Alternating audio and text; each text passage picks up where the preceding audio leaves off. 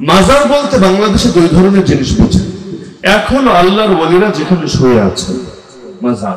মাজার মানে কি? যেটাকে জিয়ারত করা হয়। মাজার শব্দের অর্থ অনেকে বোঝে না। মাজার মানে কি? যেটা জিয়ারত করা হয়, কবর জিয়ারত করা হয়। তাহলে বলবেন যে সব কবরের নামে তো মাজার দেওয়া যায়, ওলিদের কবরকে আলাদা করে মাজার কেন বলা হয়? এই কারণে বলা হয় ওলিদেরকে মানুষ বেশি ভালোবাসে, তাদের কবর জিয়ারতটা অন্যদের চাইতে বেশি করে। তো সিজদা তো যে কোনো জায়গায় দেওয়া যায়, পবিত্র যে কোনো জায়গায় সিজদা দেওয়া যায় না? মসজিদকে মসজিদ কেন বলা হয়? মসজিদ মানে সিজদার জায়গা। তাহলে আজকে তো মাহফিলেও হয়তো নামাজ হয়েছে, আমি জানি না, হয়তো হয়েছে। তাহলে এই জায়গার নাম দেন মসজিদ, দিবেন তো না।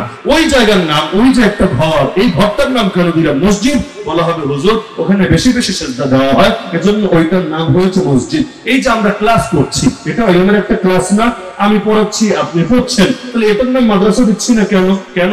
কারণ হলো এখানে বছরে একদিন ক্লাস হচ্ছে, আর ওটার নাম মাদ্রাসা দিয়েছি কেন? প্রতিদিন হার হামেশা ক্লাস হচ্ছে। তাহলে আমার বাপের কবরে মাজার বলা হচ্ছে না, ওলি যেখানে শুয়ে আছে সেটাকে মাজার কেন বলা হচ্ছে? আমার বাপের কবর খুব বেশি মানুষ জিয়ারত করে না, বছরে কয়জনই করে, কয়দিনই করে, কিন্তু ওলির কবর জিয়ারত করতে মানুষ ব্যাপকভাবে সিরিয়াল লাগিয়ে রাখে, এজন্য সেটাকে মাজার বলে। কি আমাদের বাংলাদেশে দুই রকম মাজার আছে আমার ক্ষুদ্র জ্ঞান অনুসারে। আপনাদের কারো জ্ঞান বেশি হলে আরো কিছু প্রকার জানা থাকতে পারে। কিছু মাজার এমন যেখানে আল্লাহর ওলিরা শুয়ে আছে, কোথাও শাহজালাল রহমাতুল্লাহ শুয়ে আছেন, কোথাও শাহপরান রহমাতুল্লাহ শুয়ে আছেন, কোথাও অন্য কোনো বুজুর্গ শুয়ে আছেন। কিছু মাজার আছে এমন যেখানে কেউ শুয়েই নাই, কিন্তু এমনি একটা বানিয়ে রেখেছে। জানেন না আপনারা? জানেন না আপনারা? পুরাই ভাওতাবাজি, কোন ইতিহাসের সূত্র নাই, এলাকার মানুষও জানে না। বলে হুজুর এই পাগল একটা ছিল, মাঝে মধ্যে গাঁজা টাঞ্জা খেত, হঠাৎ করে একটা ঘোষণা দিয়ে দিয়েছে এখানে নাকি অমুক আল্লাহর বান্দা শুয়ে আছে। তার নাম কি?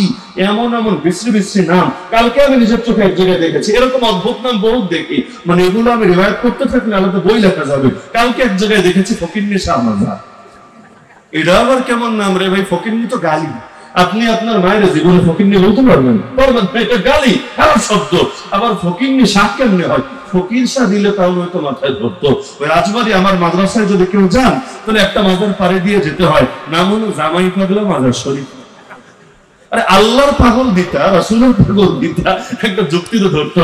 জামাই পাগলা, আমি প্রথম ভাবতাম লেডি আর কি, মানে মহিলা হয়তো, মানে কোনো মহিলা শুয়ে আছে, জামাইরা খুব মহব্বত করতো, এজন্য নাম হয়ে গেছে জামাই পাগলা। তখন আবার ভাবতাম পাগলা না দিয়ে পাগলি দিলে না সুন্দর হতো, জামাই পাগলি মাজার শরীফ। পরে দেখলাম না, আসলে ব্যাপারটা এমন নয়, ওই লোকটাও বেটা, পুরুষ, ওই পুরুষের নামই হয়েছে জামাই পাগলা মাজার শরীফ। এরকম দেশে বহুত আছে, তো নামটা বিষয় না, এরকম বহুত আছে যেখানে কারো কোনো অস্তিত্ব নাই, এমনি বানিয়ে রেখেছে। আমাদের সিলেটে এয়ারপোর্টে যান আর যেখানেই যান, সিলেটে ঢুকতেই দেখবেন লেখা আছে 360 আউলিয়ার পুণ্যভূমিতে স্বাগতম। জানেন না? সিলেট যান না জীবনে? আর আপনাদের চিটাগাং আজকে ঢোকার সময় দেখেছে 12 আউলিয়ার পুণ্যভূমিতে স্বাগতম, মানে এখানে 12 আউলিয়া, ওখানে 360 আউলিয়া। যে প্রসঙ্গে কথা টানলাম, তার মানে শাহজালাল রহমাতুল্লাহির সঙ্গে আউলিয়া এসেছেন কয়জন? 360। যেহেতু সব জায়গায় লেখা, ঐতিহাসিক ভাবে সত্য 360। আমি আপনাকে নিজে নিজে, আমারে বেশি না, আপনি 2 সপ্তাহ টাইম দেন, আমি নিজে নিজে আপনাকে হাজারের উপরে মাজার ঘোরাতে পারবো, যার সবগুলা কি লেখা জানেন? শাহজালালের সঙ্গী, শাহজালালের সাথে বাংলাদেশে এসেছে। এখন সবাই জানে এসেছে 360 জন, কিন্তু কবর কয়েক হাজার আছে। বাকিটা কি আসমান ফুটা হয়ে নাজিল হয়েছে, না মাটি ফাঁক হয়ে বের হয়েছে, নাকি মরার পর আবার automatic clone copy clone copy clone copy হতে হতে কবর বেড়ে গিয়েছে? মাথাই ধরে না। আসল ব্যাপার কি আল্লাহ ভালো জানে। এরকম অনেকে ব্যবসা বাণিজ্য করে নাকি করে না? আরে করে নাকি করে না? আল্লাহর ওলিদের মাজার তুমি জিয়ারত করবা, ভালো কথা, সেখানে মসজিদ মাদ্রাসা গড়ে উঠবে, ভালো কথা, সেখানে কোরআনের শিক্ষা দেওয়া হবে, সেখানে মানুষ বিভিন্ন সময় দূর দূরান্ত থেকে গেলেও কোন মসজিদে গিয়ে ঠিক মতো নামাজ আদায় করবে, বার্ষিক মাহফিল হবে, কোরআনের কথা হবে, এগুলো স্বাভাবিক। কিন্তু এই মাজারের নামে কেউ কেউ ব্যবসা করে সেখানে এমন এমন কাজ করছে, নারী পুরুষ অবাধ মিলামেশা আর নেশা। যে নেশাদ্রব্য বাইরে খেলে পুলিশে ধরে নিয়ে যাবে, সেখানে অবাধে খাওয়া হচ্ছে।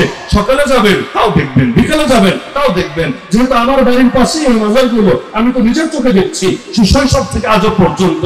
এবং না তাদের না আছে গোসল, না আছে নামাজ, না আছে রোজা, না আছে হজ, কিছু নাই। আছে খালি নেশা আর নেশা, গান আর বাদ্যযন্ত্র, মাদক সেবন, আরো যত আকাম কুকাম আছে তা, এমনকি রাত্রিবেলা মহিলাও ভাড়া দেওয়া হয়, আশপাশে হোটেলও গড়ে উঠেছে, এর মধ্যে প্রচুর কুকীর্তি চলতে থাকে। আর কিছু বললে বলে আল্লাহ ওলিদের সঙ্গে বেয়াদবি হচ্ছে। আরে পাগল, ওলিদের সঙ্গে বেয়াদবি হচ্ছে কোনটা? তোরা আকাম করবি, এতে বেয়াদবি হবে না? তো আকামে বাধা দিবে, সেটা বেয়াদবি হবে। আল্লাহর কসম, এর চাইতে বড় ফাইজলামি মার্কা কথা কিছু হয় না। একদল আছে দেশটা আরেক দেশের কাছে বিক্রি করে দিলেও ওদের দেশপ্রেম যায় না। এমন সীসা ঢালা প্রাচীরের দেশপ্রেম রে বাবা, মানে আকাম কুকাম যাই করুন সেই খাঁটি দেশপ্রেমিক, সেই খাঁটি মুক্তিযুদ্ধের চেতনার অধিকারী। এখন দেশটা বেঁচে দিলেও তার এতে কোনো সমস্যা হবে না। দুনিয়া মারতে মারতে সফরান সোফা বানিয়ে ছেড়েছে, হাজার হাজার মানুষের মায়ের বুক খালি করেছে, বাপের চোখ থেকে অশ্রু ঝরিয়েছে। আর কিছু বললেই বলে স্বজন হারানোর বেদনা আমার চাইতে কে বেশি বোঝে। হায় রে, খালি তোমারই স্বজন হারিয়েছে, আর কারো স্বজন হারানোর কিছু মনে হয় না। তোমার চোখ থেকে পানি ঝরে তোমার আপনজনদের স্মরণে। আমরা যখন 1 বছর জেল খেটেছি, আমাদের বাবা আর মায়েরা যখন শোকে পাথর হয়ে হসপিটালে গিয়েছে, তখন কি তাদের বেদনা অন্তরে অনুভূত হয় না? নাকি তোমার বেদনা এমন ভারী বেদনা যার সামনে অন্য কোনো বেদনা কোনো পাত্তাই পাবে না? অদ্ভুত ব্যাপার। শিরোনাম একটা লাগিয়ে দিলেই চলে। আল্লাহর ওলিদের সঙ্গে বেয়াদবি কোনটা? আল্লাহর ওলিদের সঙ্গে বেয়াদবি হলো তারা যেই লক্ষ্যে কাজ করেছে তার বিপরীত লক্ষ্যকে তাদের এই কেন্দ্রের উপর চাপিয়ে দেওয়া। শাহজালাল এই দেশে এসেছে ইসলাম জিন্দা করার জন্য, শাহজালাল এই দেশে এসেছে হিন্দুত্ববাদের কবর খোঁড়ার জন্য, শাহজালাল এই দেশে এসেছে রাজা গোবিন্দকে এবং তার সাম্রাজ্যকে চূর্ণ করার জন্য, শাহজালাল এই দেশে এসেছে মুসলমানদের কোরবানির অধিকার ফিরিয়ে আনার জন্য, শাহজালাল এই দেশে এসেছে মানুষদেরকে দাওয়াত দিয়ে দিয়ে ব্যাপকভাবে আল্লাহর দ্বীন এবং ইসলামে প্রবেশ করার জন্য। আজকে যদি কেউ সকাল সন্ধ্যা শাহজালালের নাম বলতে বলতে মুখে ফেরাও করে ফেলে, কিন্তু জামানার ইজিদদের পাচাতে জামানার ফেরাউনদের গোলামি করে আর বিভিন্ন রকম অনৈতিকতা অপকর্ম আর কেলেঙ্কারের মধ্যে জড়িত থাকে, আমি তো মনে করি ওর মুখে শাহজালালের নাম আনলে এই দ্বারাও শাহজালালের বাধা হতে থাকে।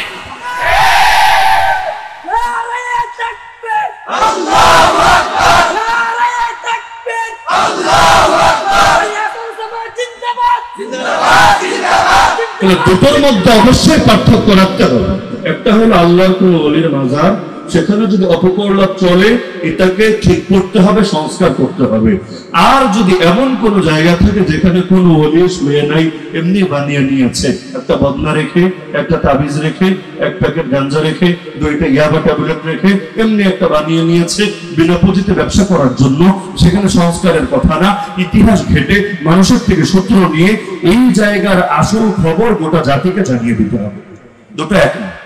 হিন্দু, খ্রিস্টান, বৌদ্ধ, আমরা তাদের কোন উপাসনায় বাধা দেই? আরে বাধা দেই? নিজেরা দেই না, আপনাদের দিতে বলি না। কেউ যদি দিতে যায় তাকে ফিরাই নাকি ফিরাই না? অবশ্যই ফিরাই। অপরদিকে কাদিয়ানি, আমরা কি তাদেরকে স্বাধীনতা দেই বা দিতে চাই? আমরা ওদের বিরুদ্ধে নিয়মিত আন্দোলন, প্রতিবাদ, প্রতিরোধ করি নাকি করি না? হুজুর এরাও মুসলমান না, ওরাও মুসলমান না, এক মুসলিমের উপরে কোনো খেপা না, এরা বাধা দেন না। আর এক মুসলিমে ওদের সভা করতে দিবেন না, ওদের ইস্তেমা করতে দিবেন না, ওদের এই করতে দিবেন না, সেই করতে দিবেন না। পার্থক্য কোথায়? পার্থক্য কোথায়? এটাই হলো বুঝতে কমন সেন্স লাগবে। পার্থক্য হলো এরা অন্য ধর্মের লোক বিধর্মী পরিচয় ধারণ করে আছে, এরা ধোঁকা দিচ্ছে না কাউকে, এবং এরা মুসলিম পরিচয় ব্যবহার করছে না, এদের দ্বারা কেউ প্রতারিত হওয়ার আশঙ্কাও নেই। কিন্তু ওরা বিধর্মী নাম ব্যবহার করছে ইসলামের। এটা কেমন কথা রে ভাই?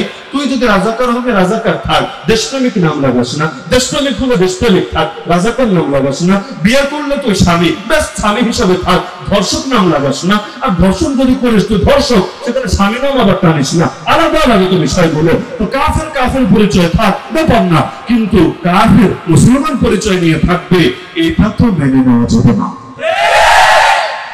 তো আল্লাহ নবীর দুশমনী বাংলাদেশে প্রচুর আছে, প্রচুর প্রচুর, এত বেশি পরিমাণ আছে যার অনেক কিছুর খবরই নেই আমাদের কাছে। লেকিন দুঃখের বিষয় কি জানেন? নবীর দুশমন কারা এবং কি কি চক্রান্ত করছে এটার খবরই নাই। আর যারা নবীর দুশমন না তাদেরকে নবীর দুশমন গালি দিতে দিতে দিতে দিতে মুখের ফেনা শেষ হওয়ার কোনো খবর। এই বাংলাদেশে সবচাইতে বেশি আমার নবীর শানে দুশমনী করা হচ্ছে কোথায় জানেন? অনেকের খেয়ালও নেই। কিছু তো আছে একেবারে কাঁচা দুশমন, মানে নবীর শানে রাজনীতি করে ওই আসাদ লোকদের মতো, আল্লাহ নবীরে গালিগালাজ করে, এমন এমন গালিগালাজ। ওর কপাল ভালো যে কোনো মুসলমানের হাতের নাগালে এখনো পড়ে নাই, না হলে আমার নবীর শানে কোনো আপোষ নাই। মুসলমানের ব্যক্তিগত আমলের ত্রুটি থাকতে পারে, আছে, আমার আছে, আপনার আছে, সবার আছে, লেকিন আল্লাহ এবং তার রাসূলের ব্যাপারে মুসলমান কখনো আপোষ করতে রাজি না। সবাই সবার লাগাম ঠিক রাখুক, সমস্যা হবে না। কিন্তু তোর মুখে যদি লাগাম না থাকে, তুই যদি মুখের স্বাধীনতার নামে যাচ্ছে তাই বলতে থাকিস। আর এই যে গত মাসে দেশটা নতুন ভাবে স্বাধীন হওয়ার পর এক লোক, আমার নাম বলার দরকার নেই, এগুলোর নাম বললে এগুলোর প্রমোট হয়, ব্যাপকভাবে লেখালেখি করেছে যে আসলে দেশের স্বাধীনতা এসেছে কিনা বোঝার জন্য একটা আলামত আছে। কি আলামত? দেখতে হবে এই দেশে স্বাধীনভাবে মুহাম্মদ সাল্লাল্লাহু আলাইহি ওয়াসাল্লামকে গালি দেওয়া যায় কিনা। যদি যায় বোঝা যাবে দেশ স্বাধীন হয়েছে, যদি না যায় বোঝা যাবে দেশ স্বাধীন হয়েছে। কত বড় স্পর্ধা, কত বড় অধ্যক্ষ, চিন্তা করতে বলেন। অথচ ওকে যদি বলেন তোর মাকে গালি দেওয়ার স্বাধীনতা দে আমাকে, দেবে না। তোর নেতা নেত্রীকে গালি দেওয়ার স্বাধীনতা দে আমাকে, দেবে না। আরে তোর তন্ত্রমন্ত্রকে গালি দেওয়ার স্বাধীনতা দে আমাকে, দেবে না। কিন্তু আল্লাহ নবীকে গালি দিয়ে ওর স্বাধীনতা উদযাপন করতে চায়, মানে স্বাধীনতার গানের নাস্তিকতা এবং আল্লাহ এবং তার রাসূলের বিরুদ্ধে বিদ্রোহ এই দেশের মধ্যে ছড়িয়ে দিতে চায়। তাহলে কিছু তো আছে এমন যারা এই কাজগুলো করে। এদের ব্যাপারে আমি কোনো নীতিতে বিশ্বাসী না। এদের ব্যাপারে কথা একটা, হয়তো তুই তোর মুখে লাগাম লাগা, তাহলে মুসলমানের হাতেও লাগাম থাকবে। তোর মুখে যদি লাগাম না থাকে, তোর মুখের স্বাধীনতার যদি দাবি হয় আল্লাহ নবীকে গালি দিয়ে স্বাধীনতার প্রকাশ ঘটানো, তাহলে কান খুলে শুনে নে, কান খুলে শুনে নে, মুসলমানের হাতেও স্বাধীনতা হবে। তোর মতো আস্তিক বেঈমানকে জাহান্নামের দরজায় পৌঁছানো।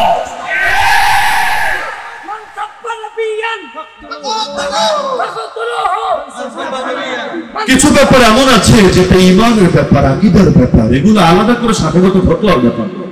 গুস্তাখে রাসূল কি এক হি সাজা, সরদম সে জুদা, সরদম সে জুদা। ওদের কপাল ভালো, যারা কারো নাগালে পড়ছে। নবীর জামানের একটা ঘটনা শুনি। অন্ধ সাহাবী, অন্ধ বুঝুন তো, চোখে দেখেন খুব ভালো, তাই না? অন্ধ মানে কি? চোখে দেখেন না। এক অন্ধ সাহাবী, তার একটা দাসী ছিল। তো অন্ধ মানুষ কিন্তু সর্বদা তার খেদমতের জন্য কারো উপর নির্ভর করতে হয়, ইচ্ছায় বা অনিচ্ছায়, উপায় নেই। সেই দাসীটা তার সব খেদমত আঞ্জাম দিত, ঘরের সব কাজ করুন। কিন্তু সেই দাসীটাকে আল্লাহ তাআলা কাব্য প্রতিভা দিয়েছিলেন, সাহিত্যের শক্তি দিয়েছিলেন, ভালো কবিতা লিখতে পারতো, বলতে পারতো। কিন্তু যোগ্যতাটা ভালো কাজে না লাগিয়ে খারাপ কাজে লাগালো। এখন কবিতা বলতে বলতে কবিতা দিয়ে নবীর শানে কটূক্তি করা শুরু করলো। সেই সাহাবীর কানে একদিন আসলো, তিনি সতর্ক করে দিয়ে বললেন, দাসী কান খুলে শুনে, আমার খারাপ কিছু বললে বল, কোনো আপত্তি নাই আমার, কিন্তু খবরদার নবীরে নিয়ে বাঁচে ঢুকিস না, আমি কিন্তু চুপ থাকবো। সে ভেবেছে মনিব তো আমার জানতাম দিয়ে মহব্বত করে, আমি আমার স্বাধীনতার চর্চা করি না, কি করবে? ধমক দিবে, দেখ 2 দিন কথা বলবে না, না বলুক, ঠিক মতো খেতে দেবে না, না দেখ। নবীরে গালি দিলে মুশরিকদের নেতৃত্ব পাওয়া যাবে, নবীরে গালি দিলে আরো বহু ধান্দা ধান্দা হবে।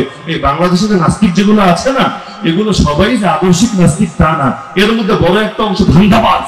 ওরা মুসলমানদের খেপায় কেন জানেন? মুসলমান যখন সবাই মিলে ওর বিরুদ্ধে প্রতিবাদ করবে, ওরা বিভিন্ন হুমকি ধমকি দিবে, ওই আমেরিকারে গিয়ে দেখাবে, কানাডারে দেখাবে, ফ্রান্সে দেখাবে, ইটালিতে দেখাবে, বিভিন্ন পশ্চিমা বিশ্বে দেখাবে, দেখ দেখ দেখ আমি গণতন্ত্রের চর্চা করি, বাক স্বাধীনতার চর্চা করি, এজন্য উগ্রবাদী মুসলমানগুলো আমাকে বাঁচতে দিতে চায় না। আপনাদের মনে থাকার কথা, ট্রাম্প যখন আমেরিকার প্রেসিডেন্ট ছিল, বাংলাদেশ থেকে এক লেডি বিধর্মী, সে তার কাছে গিয়ে বিচার দিয়েছিল, আমার ঘর মৌলবাদীরা উগ্রবাদীরা খড়িয়ে দিয়েছে, জঙ্গিরা আমার সব শেষ করে দিয়েছে। ওর নামও আপনাদের হয়তো অনেকের মনে আছে, নাই নাই। পুরো দেশের মুখে চুনকালি লাগাল, পুরো দেশের ভাবমূর্তিটাকে সে পূর্ণ করে আসলো, কি সুন্দর করে বিচার দিল। পরে সাংবাদিকরা গবেষণা করে বের করলো, এলাকায় গিয়ে সাক্ষাৎকার নিল, পুরোই ভুয়া। নিজে নিজের লোক দিয়ে বাড়িতে আগুন লাগিয়েছে মুসলমানদের ফাঁসানোর জন্য, মুসলমানের বিরুদ্ধে বার্তা আমেরিকায় গিয়ে পৌঁছে দেওয়ার জন্য। আস্ত রাষ্ট্রদ্রোহী, দরকার ছিল জেলে থাকবে, জেলে থাকবে কিভাবে? ওদের তো গোড়ায় হক কানেকশন আছে।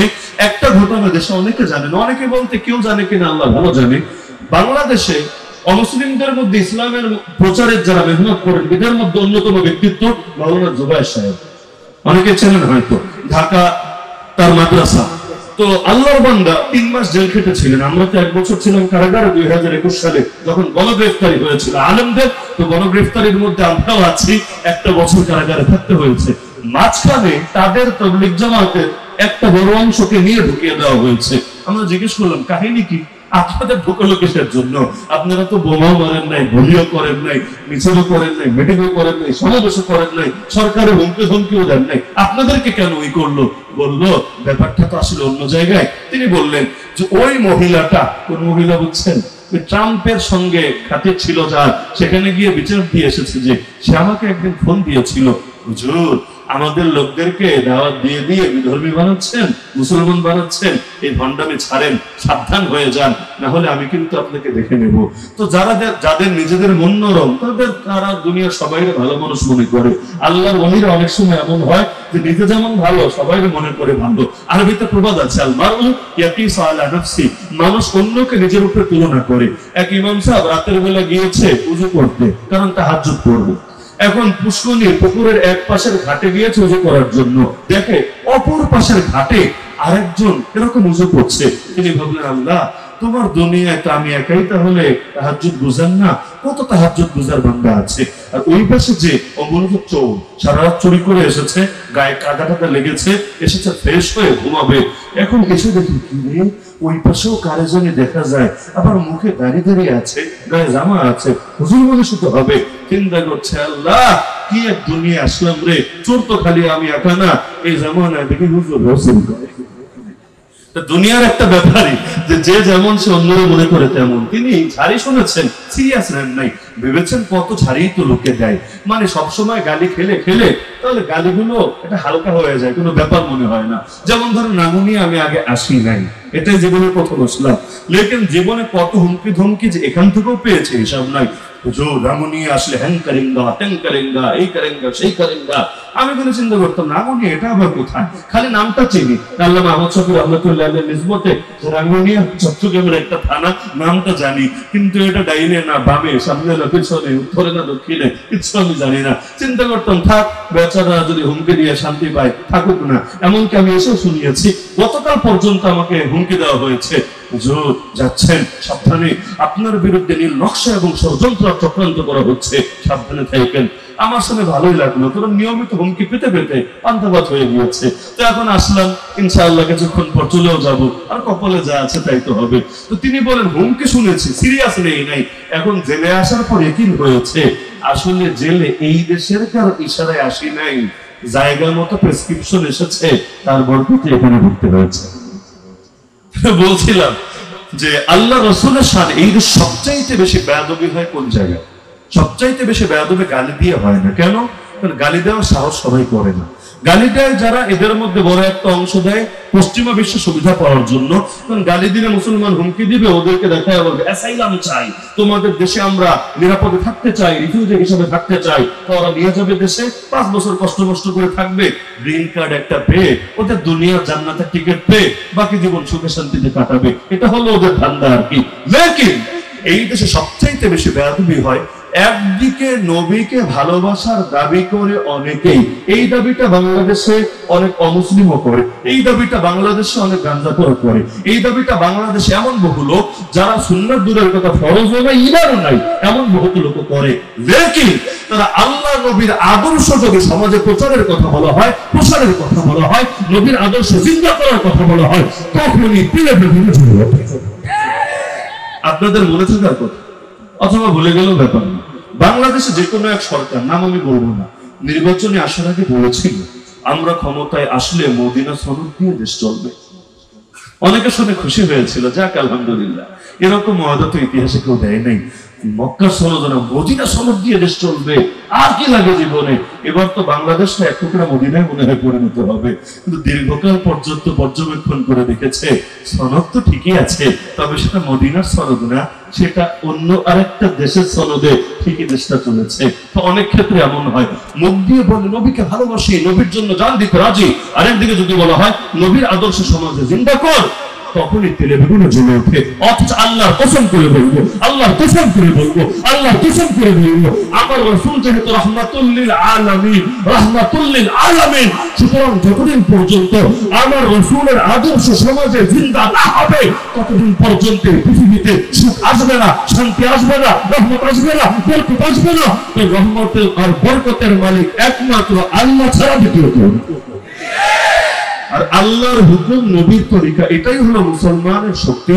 লা ইলাহা ইল্লাল্লাহ, আল্লাহর হুকুম মানি, মুহাম্মদুর রাসূলুল্লাহ সাল্লাল্লাহু আলাইহি ওয়াসাল্লাম রাসূলের তরিকা মানি। ট্রেন যেমন দুই চাকার উপর চলে, চাকা একটা না থাকলে চলতে পারবে না, আমরাও দুই চাকা। কারণ একদিকে আল্লাহ থেকে হুকুম নিচ্ছে, আল্লাহ বলছেন বান্দা নামাজ পড়। কেমনে নামাজ পড়বো আল্লাহ? তুমি তো শিখাইলে না বিস্তারিত। আমি কিভাবে তাকবীর দিব, কিভাবে সালাম ফিরাবো, মাঝখানে কয় রাকাত পড়বো, কেমনে পড়বো, কোনতে পড়বো, কিছু শিখাইলে না। নবী বলবো উম্মত পেরেশান হোস না, সাল্লু কামা রাআইতুমুনি উসাল্লি, আমারে দেখ কেমনে নামাজ পড়ি, বাস এমনি পড়, আয়াতের উপর আমল হয়ে যাবে। আল্লাহ বললেন সামর্থ্য থাকলে হজ ফরজ। আরে কেমনে হজ করবো আল্লাহ? আরাফায় কবে যাবো, মিনায় কবে যাবো, কখন মাথা টাক করবো, তওয়াফে কয়টা করে চক্কর খাবো, আরো যত বিস্তারিত বিধান আল্লাহ কিছুই বললো না, খালি বললো সামর্থ্য থাকলে হজ ফরজ। ওয়ালিল্লাহি আলান নাসি হিজ্জুল বাইতি মান ইসতাতা ইলাইহি সাবিলা। আল্লাহ তরিকা কি হবে?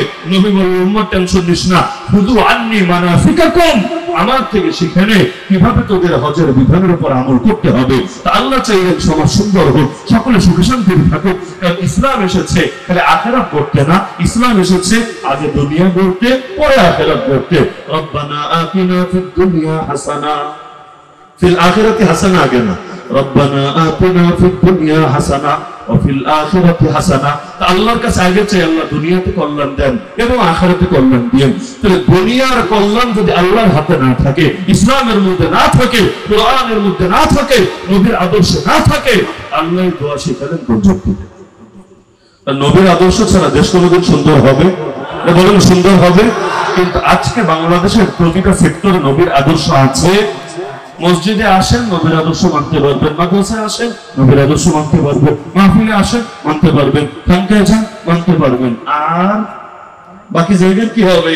যখন পার্লামেন্টে যাবেন নবীর আদর্শের কি হবে? কোর্ট কাছারিতে গেলে নবীর আদর্শের কি হবে? থানায় গেলে নবীর আদর্শের কি হবে? বিচার আচারে গেলে নবীর আদর্শের কি হবে? ব্যাংকে গেলে নবীর আদর্শের কি হবে? শেয়ার মার্কেটে নবীর আদর্শের কি হবে? বিমা টিমার ক্ষেত্রে নবীর আদর্শের কি হবে? আরে আরো যে হাজার হাজার হাজার হাজার ক্ষেত্র আছে, সেই ক্ষেত্রে নবীর আদর্শের কি হবে? আমার নবীর আদর্শ কি পূর্ণাঙ্গ না অপূর্ণাঙ্গ? ইসলাম কি পরিপূর্ণ না অপরিপূর্ণ? কেউ যদি বলে অপরিপূর্ণ অপূর্ণাঙ্গ, সে বেঈমান, আর ঈমানের এক পয়সাও দাম নাই, আর নতুন করে কালেমা পড়ে ঈমানদার হতে হবে। তাহলে ইসলাম যদি পরিপূর্ণ হয়, নবীর আদর্শ যদি পরিপূর্ণ হয়, তাহলে আংশিক মানলে হবে না পুরোপুরি মানতে হবে? উদখুলু ফিস সিলমি কাফা, ইসলামে বান্দা প্রবেশ করো পূর্ণাঙ্গ ভাবে। আজ নবীর আদর্শ পূর্ণাঙ্গ ভাবে মানি না বলেই অশান্তি পিছু ছাড়ে না, ঝামেলা পিছু ছাড়ে না, বৈষম্য আর দূর হয় না, জুলুম আর শেষ হয় না। কারণ নবীর আদর্শ চিন্তা না করলে এগুলো সমাধান কখনোই হবে না। মাথায় গেঁথে নেন, আজকে মাহফিল থেকে মাথার মধ্যে গেঁথে নেন, আল্লাহকে নারাজ করে বান্দা কখনো ভালো থাকতে পারে না, আর আল্লাহকে রাজি করে বান্দা কখনো খারাপ থাকে না। তাহলে মুহাম্মদুর রাসূলুল্লাহ সাল্লাল্লাহু আলাইহি ওয়াসাল্লামকে ভালোবাসেন তো? আরে বাসেন তো? এই দেশের 14 কোটি 15 কোটি মুসলমান যদি নবীকে ভালোবাসে, নবীর আদর্শ প্রতিষ্ঠায় বাধাটা কোথায়? আমার তো মাথায় ধরে না। পয়েন্টটা বুঝেন। যদি এই দেশে সবাই ভালোবাসে, কারণ একটা লোক আমার দেখা যে মুসলমান কিন্তু বলবে নবীরে ভালোবাসি না, এমন লোক অন্তত বাংলাদেশে খুঁজে পাওয়া যাবে বলে আমার মনে হয় না। এগুলো মঙ্গল গ্রহের এলিয়েন হলে হতে পারে, তো বাংলাদেশে এমন লোক আপনি পাবেন না। তো সবাই যদি ভালোবাসে, নবীর আদর্শ কায়েম হতে বাধা কোথায়? সবাই যদি ভালোবাসে, নবীর ওয়ারিসদের উপর কেন এত খেপে থাকে? সবাই যদি এত ভালোবাসে, নবীর ওয়ারিসদের জেলে ভরে কেন উল্লাসিত ওঠে? তার মানে কোথাও না কোথাও ঘাপলা আছে। বাপরে অনেক ভালোবাসে, আব্বা তোমার জন্য জানও দিতে হচ্ছে। হ্যাঁ ভালো কথা, আচ্ছা এই কাজটা করতো তুই দেখি। এখন আব্বা বলে ডাইনে যেতে, সে যায় বামে। আব্বা বলে কাম করতে, সে থাকে ঘুমিয়ে। আব্বা যা বলে সে তার উল্টোটা করে। আর দিন শেষে যে বলে আব্বা কিরে তুই তো কোনো কথা শোনোস না। না, বাবার প্রেম আমার চাইতে আর কে ভালো বোঝে? আমার প্রাণ তো বাবার জন্য উৎসর্গিত হয়ে আছে। এমন ডায়লগ যদি বেশি বেশি মারে, বাপের ধরে আর হাড্ডি গুড্ডি সমান করে দিবেন। যে না মানলে না মান কথা হবে, এত কোথাকার কিন্তু এত ডায়লগ মারিস কিসের জন্য? ফাইজলামি পেয়েছিস নাকি? তুই কি অভিনয় করিস আমার সামনে? অভিনেতা হতে মনে চাইলে তুই ওই জায়গা মতো চলে যা। ঘরের মধ্যে তোর অভিনেতা আর মডেল শাস্তি বলেছে তাকে। নবী তোমারে ভালোবাসি, তোমার জন্য জানও কোরবান করতে রাজি। লেকিন আল্লাহ নবীর আদর্শের কথা শুনলেও গায়ে চুলকানি ওঠে, আল্লাহ নবীর আদর্শের কথা শুনলেও তেলে বেগুনে জ্বলে ওঠে। বাংলাদেশে এখন যারা ক্ষমতায় অধিষ্ঠিত আছে, এদের কেউ কেউ ইতিমধ্যে নতুন খেলা শুরু করেছে। আগে যারা ছিল তারা জঙ্গি জঙ্গি গালি দিয়ে দমিয়ে দিতে চাইতো যে কাউকে। আলেম ওলামার হুজুর মানুষ আর দিনদার জগতের গণনা সবচাইতে বড় অস্ত্র ছিল জঙ্গি জঙ্গি জঙ্গি। এই ভয়ে অনেকে কথা পর্যন্ত বলতো না, কোরআনের আদেশ পর্যন্ত মানুষের সামনে তুলে ধরতো না। এখন নতুন সুরে তারা গালি এনেছে যে আমরা তো নবীকে ভালোবাসি, নবীর জন্য ফেদা, তবে নবীর শরীয়তের কথা যারা বলবে ওরা খারেজি খারেজি খারেজি। 3G না 4G না 5G না, ডাইরেক্ট খারেজি, একেবারে একই সে। কিন্তু ওরা জঙ্গি বলতে যা বোঝাতো এরা খারেজি বলতে একই জিনিস বোঝাচ্ছে। সুতরাং আজকে এই শাহে রিসালাত সম্মেলন থেকে আমি এই মৌলিক বার্তাটাই দিতে চাচ্ছি আপনাদেরকে, নবীর পথ ছাড়া আল্লাহ পর্যন্ত পৌঁছার কোন রাস্তা নেই, কোন রাস্তা নাই। আর নবীর রাস্তা বাদ দিয়ে কোথায় আপনি চলছেন, কোন দিকে আপনি হারিয়ে যাচ্ছেন, এই মজলিস থেকে এই বার্তাটা নিয়ে না যে নবীর শান কত ঊর্ধ্বে বোঝা আমার পক্ষে সম্ভব না, কিন্তু নবী যেই তরিকা আমাকে শিখিয়ে গিয়েছেন তা আমি মোটেও ছাড়বো না। শেষ করি জাস্ট একটা উদাহরণ দিয়ে। আল্লাহ রাসূলের উপর কোরআন নাযিল হয়েছে কয় বছরে? 1-2 বছর না, 23টা বছর, তাই না? প্রথম নাযিল হলো ইকরা বিসমি রাব্বিকাল্লাযী খালাক, এই সূরা আলাকের 5টা আয়াত। সর্বশেষ নাযিল হলো কোন আয়াত? অনেকের মতে সূরা বাকারার এই আয়াতটা, ওয়াত্তাকু ইয়াওমান তুরজাউনা ফীহি ইলাল্লাহ। মাঝখানে কেটে গেল কয় বছর? 23টা বছর। অথচ বাংলাদেশে এমন ছেলেপেলেও আছে, পত্রপত্রিকায় দেখি 1 মাসে কোরআন খতম দিয়ে দিয়েছে। আলহামদুলিল্লাহ। খতম মানে কি? রিডিং না, একেবারে কোরআন হিফজ করে নিয়েছে, একদিনে 1 পারা। এমনকি পত্রিকায় পড়া লাগবে না। আপনারা নাম শুনেছেন কিনা আমাকে বলেন? শাইখুল আরবি আল আজম সৈয়দ হুসাইন আহমদ মাদানী রাহমাতুল্লাহ আলাইহি, নাম শোনেন নাই? তিনি এবং তার শায়েখ শাইখুল হিন্দ মাহমুদ হাসান দেওবন্দি রাহমাতুল্লাহ আলাইহি দুইজন জেলে। তো আমাদের জেলের মতন একেবারে নির্বাসনী, সেই মালটার দ্বীপের মধ্যে।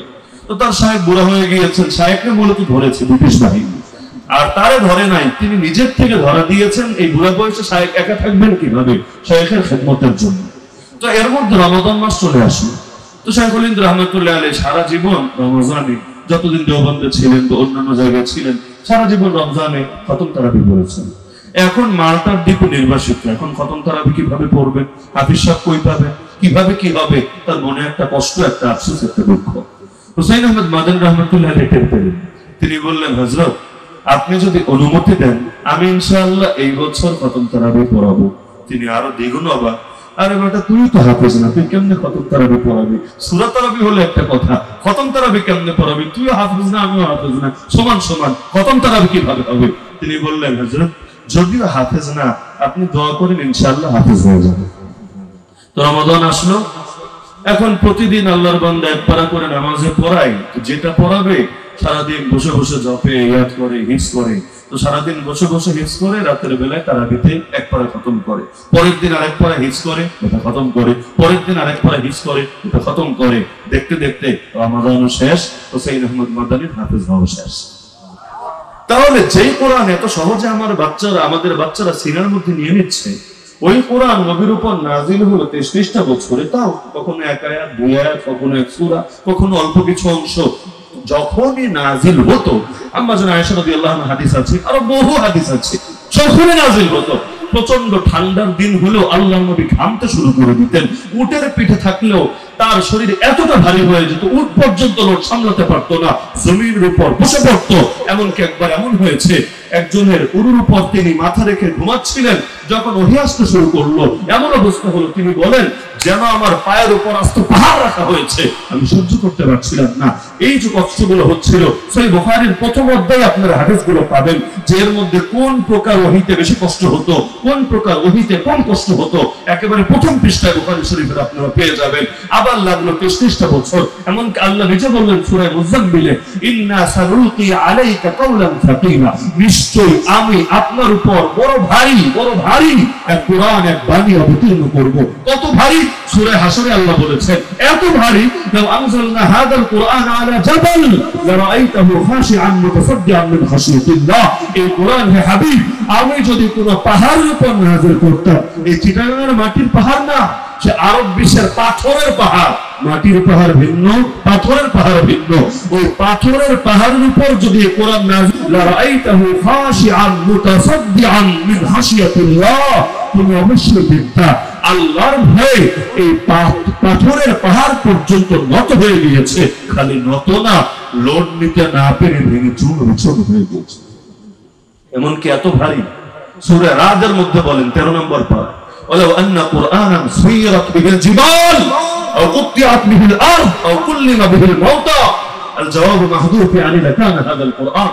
যদি কোন পঠিত বই গ্রন্থ এমন থাকতো যেটা পাঠ করে পাহাড়কে গাড়ির মতো এক জায়গা থেকে আরেক জায়গায় চালিয়ে নেওয়া যেত, মাটি কেটে টুকরা টুকরা করে ফেলা যেত, অথবা মরা মানুষের মুখ থেকে কথা বের করা যেত, তাহলে এই কোরআনই ছিল সেই পাওয়ারফুল কিতাব।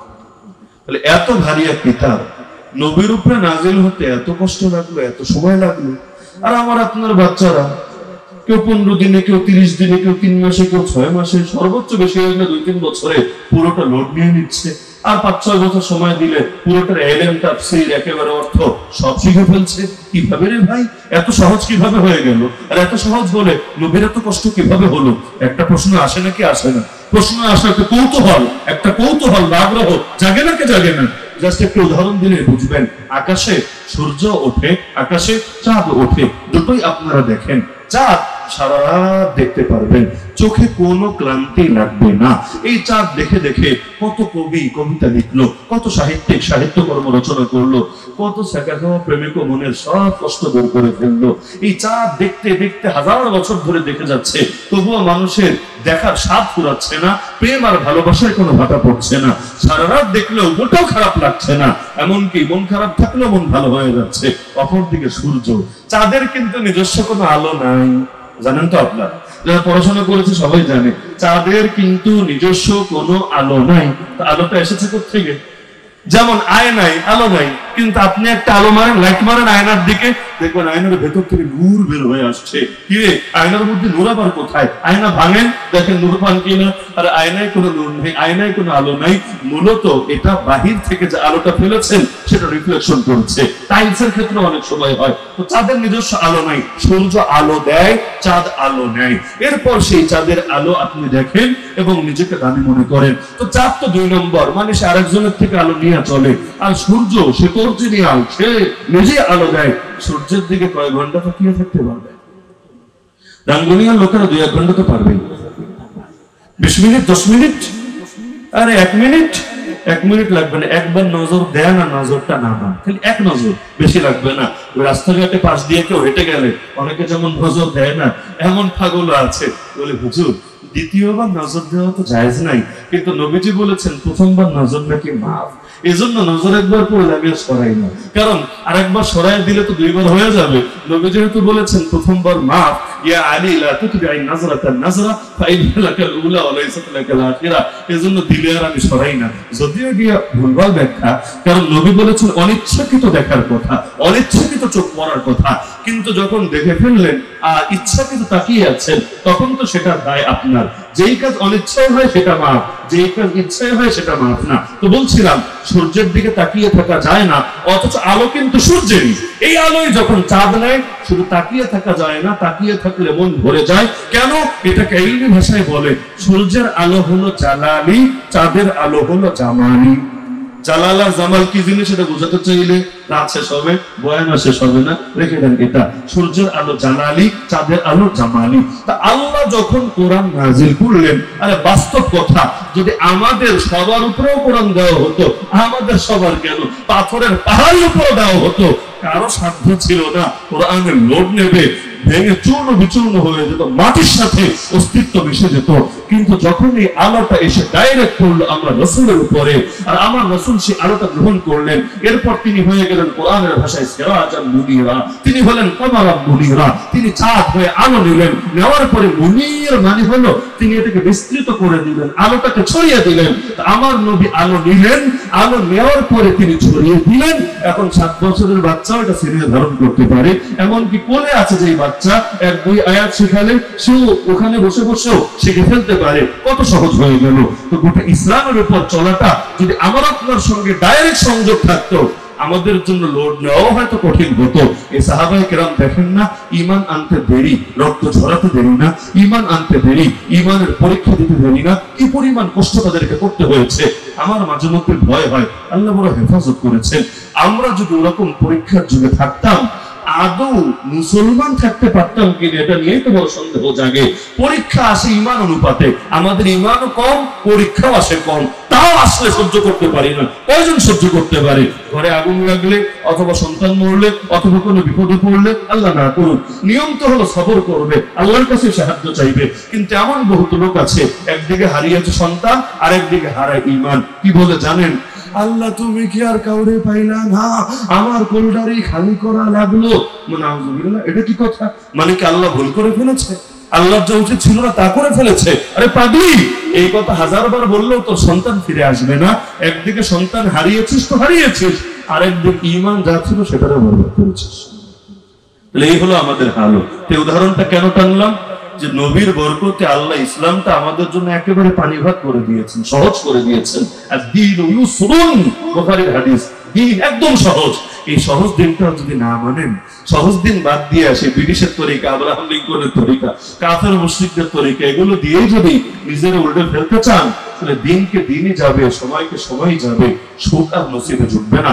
এজন্য এই মাহফিল থেকে আমি বার্তাটা দিয়ে যাই, আল্লাহর ওয়াস্তে, আল্লাহর ওয়াস্তে, আল্লাহর ওয়াস্তে। এই যে কি মাস চলছে এখন, জানে না কি মাস? রবিউল আউয়াল মাস। আলহামদুলিল্লাহ, এই রবিউল আউয়াল মাসে প্রত্যেকে, আমি 3টা সবক দিয়ে আপনাদের, 1 নম্বরে প্রত্যেকে হিম্মত করেন, প্রত্যেকে, যে এই মাস শেষ হওয়ার আগে আল্লাহ নবীজির জীবনীর উপরে লেখা যে কোনো একটা বিশুদ্ধ বই পড়ে শেষ করবো ইনশাআল্লাহ। একটা বই বলেছে, 10টা বই নেই, ইচ্ছা থাকলে উপায় হয়। নবীর জীবনের উপর লেখা একটা সুন্দর বই, সময় বেশি থাকলে একটু বড় সাইজের বই, সময় কম থাকলে একটু ছোট সাইজের বই, কিন্তু নবীর জীবনের উপর লেখা যে কোনো একটা বই শুরু থেকে শেষ পড়ে শেষ করবো ইনশাআল্লাহ। যারা পড়াশোনা পারেন না অথবা বেশি বিজি থাকেন, পড়ার টাইম পান না, আপনারা দ্বিতীয় নিয়তটা করেন যে যদি পড়তে নাও পারি একান্ত, আমরা এই মাসে 2টা কাজের একটা কাজ করব। হয়তো আমরা এখন অনলাইনের যুগ, সবার হাতে হাতে মোবাইল, বাসায় বাসায় মোবাইল, যে আমরা আল্লাহ নবীর জীবনের উপর সুন্দর আলোচনা, গ্রহণযোগ্য বিশুদ্ধ আলোচনা, এগুলো আমরা শুরু থেকে শেষ পুরোটা শুনবো ইনশাআল্লাহ। পারবেন না? যদি এমন আলোচনা খুঁজে না পান বা আপনি শোনার ধৈর্য না হয়, তাহলে আপনি আর বিকল্প উদ্যোগ নেন, সারাদিন কাজকাম করে প্রতিটা দিন, খুব বেশি না 1 ঘন্টা, না পারলে 40-45 মিনিট, না পারলে আধা ঘন্টা, তাও না পারলে 15-20 মিনিট, আমরা 2 ভাই 3 ভাই 10 ভাই একসাথে বসবো, বসে আল্লাহ নবীর জীবনের উপরে কোনো একটা লেখা আমরা সুন্দর করে মনোযোগ দিয়ে পড়বো, আমলের নিয়তে শুনবো, এক কথা সহজ ভাষায় তালিম করবো নবীর কোনো একটা জীবনী। পারবো না ইনশাআল্লাহ? পারবো না ইনশাআল্লাহ? আর শেষ পরামর্শটা আমাদের যুবক ভাইদের জন্য, বিশেষ করে যে যুবকরা আজকের এই মাহফিলটা আয়োজন করেছেন, রবিউল আউয়াল মাত্র শুরু হলো, বলতে গেলে পুরো মাসটাই এখন বাকি আছে। আমি অনুরোধ রাখি আপনাদের কাছে, আপনারা ব্যাপক গণজাগরণ এবং গণসচেতনতা তৈরি করার জন্য কুইজের আয়োজন করেন। কুইজ বুঝেন না? স্কুল কলেজে যারা পড়েছেন বোঝার তো কথা, কুইজ বুঝেন না? এই কুইজটা হবে বাংলাদেশ কবে স্বাধীন হয়েছে, বাংলাদেশের আব্বার নাম কি, আম্মার নাম কি, এগুলোর উপরে না, বরঞ্চ এই কুইজটা হবে আল্লাহ নবীর জীবনের উপরে। আল্লাহ নবীর জীবনী থেকে বিভিন্ন প্রশ্ন করা হবে এবং এই প্রশ্নের জবাব সবাই যাতে দিতে পারে, এর জন্য কোনো একটা বই আপনারা বিতরণ করে দেবেন অথবা টাকার বিনিময়ে বিক্রি করেন, যেভাবে পারেন, যাতে ব্যাপকভাবে ছেলেপেলেরা পড়ে এবং মাসটা শেষ হওয়ার পরে আগামী মাসেও পারেন অথবা আগামী বছরের মাহফিলেও পারেন। যারা কুইজ প্রতিযোগিতায় বিজয়ী হবে, যদি অনেকে বিজয়ী হয়, লটারি দিয়ে আপনারা 1, 2, 3 এগুলো নির্ধারণ করবেন, আগামী বছরের মাহফিল হোক অথবা নেক্সট মাসে যে কোনো একটা ঘরোয়া আয়োজন, ছোট পরিসরের আয়োজনের মাধ্যমে হোক, সবার সামনে এই ছেলেদেরকে পুরস্কৃত করবেন, যাতে করে তাদেরকে দেখার অন্যরা উৎসাহিত হয়, আগামীতে আরো ব্যাপকভাবে আল্লাহ নবীর জীবনীর সমাজে চর্চা করা যায়। পারবেন ইনশাআল্লাহ? এটা হলো জানার ধাপ। জানা না জানলে মানবেন কিভাবে? আগে তো জানতে হবে। তো নবীর সিরাত সমাজে ছড়িয়ে দিতে হবে। 1-2টা গল্প জানলেই হবে না রে ভাই, অমুক দিন জন্ম, অমুক সময় এটা, অমুক সময় এটা, শুধু 1-2টা গল্প জানলে হবে না। নবীর জীবন থেকে সব শিখতে হবে। পরিবার, সমাজ, রাষ্ট্র, রাজনীতি, অর্থনীতি, বিচার, আচার, আইন, কানুন, শিক্ষা, দীক্ষা, সভ্যতা, সংস্কৃতি, একেবারে মাথার চুল থেকে পায়ের নখ, জীবনের শুরু থেকে জীবনের মরণ, সবগুলো আদর্শ নবীর জীবন থেকে খুঁজে খুঁজে বের করতে হবে, এরপর সমাজে বাস্তবায়ন করতে হবে। এর জন্য আগে জানতে হবে, পরে মানতে হবে। আমি কি খুব কষ্ট দিয়ে ফেললাম আপনাদের? এই কাজটা করলে ভালো হবে না ইনশাআল্লাহ। এর জন্য মৌসুমি আবেগী হবেন না। মৌসুমি আবেগী বুঝেন? সারা বছর নামাজ নাই, লাইলাতুল কদরে ঘুম নাই, অন্য সময় ফজরও নাই, জোহরও নাই, কোন ওয়াক্ত নাই, আর সবে কদরে সুবহানাল্লাহ সারা রাত ভোগ নাই, সারা বছর কোনো খবর নাই।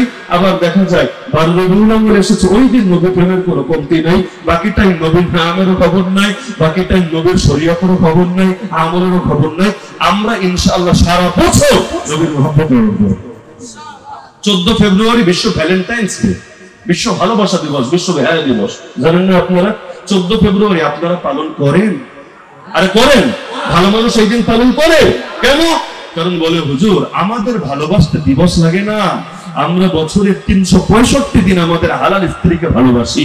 আর এই সমস্ত দিবস লাগে কাদের জানেন? যারা সারা বছর ঘরে তো খবরই নাই, বিয়ে শাদী এখনো করে নাই, উল্টাপাল্টা করে চলে, একটা দিন যদি একটু ছুটি নিয়ে দিবস পালন করা যায়, রমনা পার্কে আড্ডাটা আরেকটু ভালো জমে। ওদের জন্য মূলত এই দিবস লাগে। তাহলে আমাদের জন্য প্রতিটা দিনই দিবস, মনে রাখবেন, আমাদের জন্য প্রতিটা দিনই দিবস। প্রতিটা দিন, একদিন যাতে এমন না কাটে যেদিন নবীর শানে দুরূদ পড়ি নাই, খবরদার। একদিন যাতে এমন না কাটে যেদিন নবীর শানে দুরূদ পড়ি নাই। নবীর শানে যত দুরূদ পড়বেন ইনশাআল্লাহ, ইনশাআল্লাহ, ইনশাআল্লাহ দুনিয়ার সমস্যা থেকে আল্লাহ হেফাজত করবেন, নবীজিকে স্বপ্ন যোগে দেখার তৌফিক দিবেন, দুনিয়ার মধ্যে নবীর রওজায় আসার জিয়ারতের তৌফিক দিবেন, কিয়ামতের দিন নবীর হাতে হাউজে কাউসারের পানি পান করার তৌফিক দিবেন।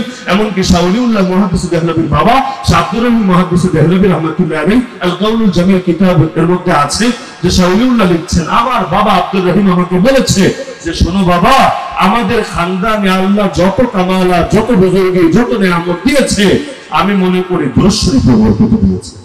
সুতরাং বাবা, অন্য জিকির যদি গুনে গুনেও করো, দুরূদ শরীফ গুনে গুনে করো না। দুরূদ পড়বা অনেক বেশি, আল্লাহ দিতেও দিবেন অনেক বেশি। নবীর নাম নিবেন আর দুরূদ আর দুরূদ আর দুরূদ আর দুরূদ পড়তেই থাকবেন। এটাই মহব্বতের দাবি, এটাই নবীর ভালোবাসার দাবি। আল্লাহ আমাদের সবাইকে নবীর ভালোবাসা অন্তরে ধারণ করে সেই ভালোবাসার পরিচয় সমাজে বাস্তবায়নের তৌফিক দান করুন। আল্লাহ তাআলা মাফিয়াত কবুল করুন।